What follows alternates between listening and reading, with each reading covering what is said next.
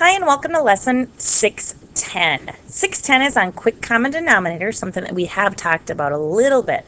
But just a little review on this, and it says, how do we add and subtract fractions? Again, we're really working on common denominators with adding and subtracting fractions.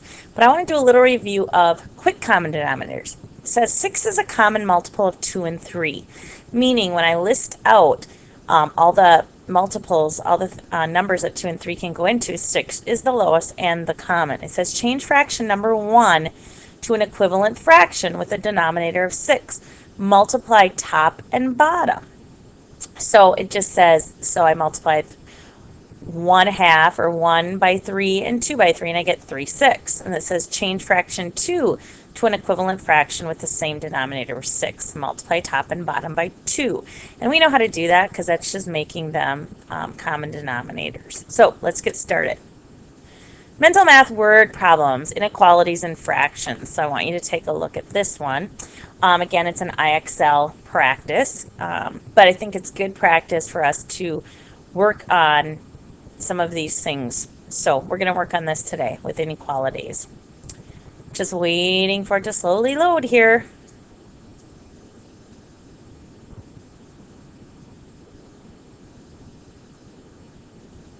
Looks like it's still loading.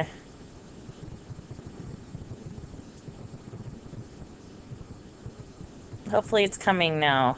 Just slower today. I'm not really sure why.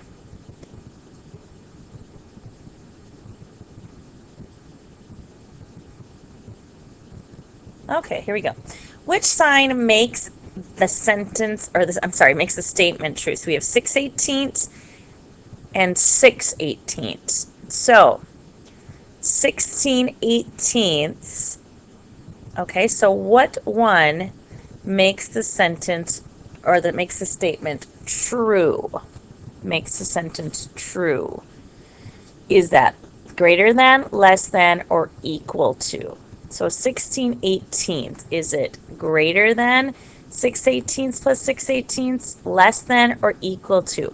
Well, hopefully you said it is 16/18 is greater than. Oops, there we go. It's a little bit slower. Okay, which sign makes the statement true? So we have 2/3. So we have 1/3 plus 1/3. And hopefully you all know that 1/3 and 1/3 is 2/3, so that they would be equal. And that is a good way. So we have 15/17 minus 4/17. And does that equal 13/17? Is it greater than? Is it less than? Okay, I know that 15 minus 4 is not 13. I know it's 11. So I have 11/17. So is 11/17 greater, less than, or equal to? And I hope you said it is less than. All right, so let's keep going, though. I want to get going on what we're working on. This was just a good review. All right, on to the next part. Do problems 1 and 2 on page 200, then complete the statement in problem 3. So you will definitely need your journal for this as well. It says, draw a horizontal line to split each part of this third stick into 2 equal parts. How many parts are there in all? So it says draw a horizontal line. And hopefully you know that horizontal means across. So if I draw a horizontal line here, and it's not perfect, okay? So it says how many parts are there? And hopefully you say 6 now, right? Okay. It says draw horizontal lines to split each part of this halves fraction stick into 3 equal parts. How many parts are there in all? And again, so this time I'm going to draw make it in thirds. So I'll draw a line up here, and I apologize, they're not straight, and a line here, so they don't look real great, but that's all right. So I should have 3 and 6 again. So how many parts are there in all? So I would say 1, 2, 3, 4, 5, 6, right? So again, I would say 6. So let's take a look at this.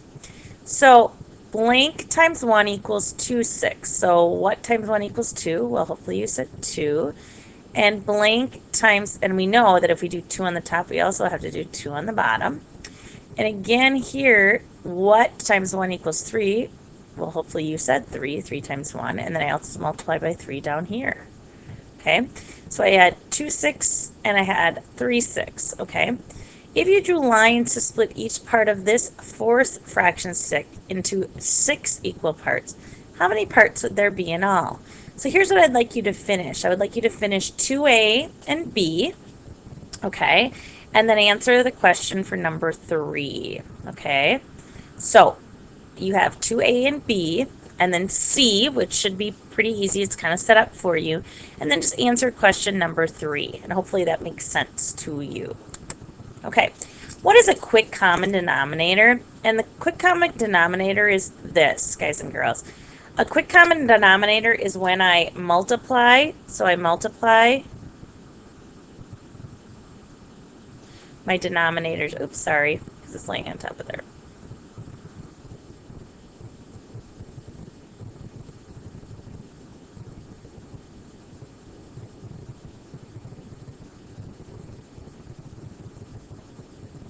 Oops.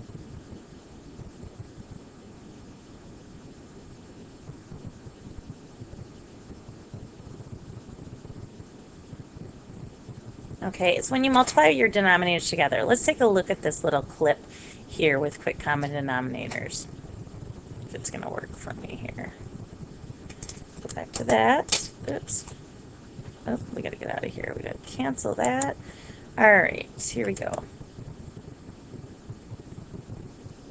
Quick common denominator. So this is the easiest method I know to add or subtract fractions. So it says, what is a denominator? Okay, denominator is the bottom number in a fraction. It shows how many equal parts the item is divided into. And you can see that 4, and it's divided into 4. What is a common denominator? Common denominators just means that the denominators in 2 or more fractions are common or the same, like 5 and 5. Okay, numerators are always on top. Why is it important? Adding and subtracting fractions. Before you can add or subtract fractions, the fractions need to have a common denominator. In other words, the denominators must be the same, making the denominators the same.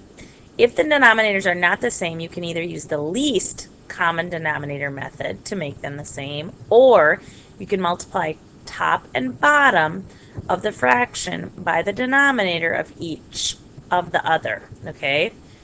All right, so like, let's take a look here. Least common denominator method. Let's take a look at that. Okay, so least common denominator. Okay, so let's, okay, the least common multiple, the smallest number that is a multiple of the 2 or more numbers. Least common multiple is made up of the words least, common, and multiple. What is a multiple? Okay, the multiples of a numerator are what you get when you multiply it by the other numbers, such as if you multiply it by 1, 2, 3, 4, 5, just like the multiplication table. Here are some examples. The multiples of 3 are 3, 6, 9, 12, 15, 18. The multiples of 12, 12, 24, 36, 48, 60, etc. What is a common multiple? And we've done this before. We talked about it in class. It says when you list the multiples of 2 or more numbers and find the same values in both lists. So for 3 and 12, I have a 12 in both. I have a 12 here and 12 here, and it's the smallest, okay? So that means that is the common multiple, and it is my least. For example, when you write down multiples of 4 and 5, the common multiples are those that are found in both lists, okay? Again, 20, okay? 20 is here and 20 is there.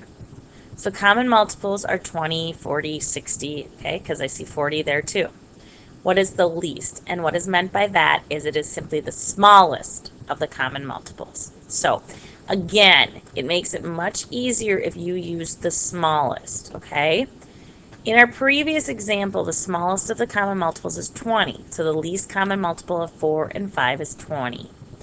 Finding the least common multiple. It is a really easy thing to do. Just start listing the multiples of the numbers until you get a match. Again, there you go. 3, 6, 9, and I have 5. So I have 5, 10, and 15. And I see 15, so I use that. Okay? So it is a good example of how to do multiples. And I can do it with more than two fractions or two numbers also. You can list three. It works, okay? Just like here, you have 4, 6, and 8. And you notice that 24 shows up in all three of them, okay? So remember, it can work for all of them, okay? All right, so question 1, it says it's your turn. And I want you to take a look at this. What is the least common multiple of 6 and 8? 6 and 8. Again, you would make a list and then you select. Okay? So I'm going to have you pick that. And then I'm going to go to the next question. What is the least common multiple of 9 and 12? 9 and 12. Okay? So I want you to do those two. So bring those two in for homework. All right. So let's go back to our pages because we want to talk about this. So common denominators, the quick common denominator means you multiply your two denominators together. So if I had 1/3 and 1/2, I can multiply 2 by 3 and I get 6. Okay, now that works out great because it also is the least common denominator or the least common multiple, but it's not always the case. Okay, so just keep that in mind. Now I want to show you this. Okay.